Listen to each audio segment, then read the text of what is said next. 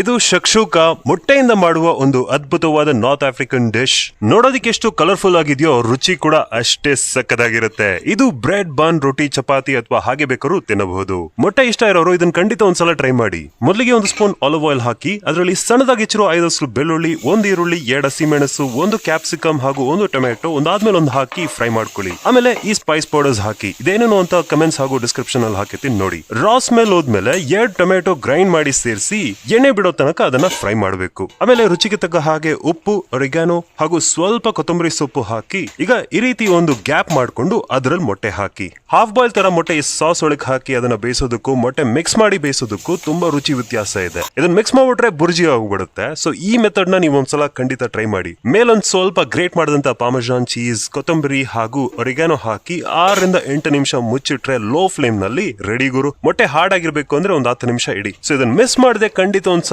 Try ಮಾಡಿ. ಹೇಗಿತ್ತು ಅಂತ ಕಮೆಂಟ್ ಮಾಡಿ ತಿಳಿಸಿ. Thank you.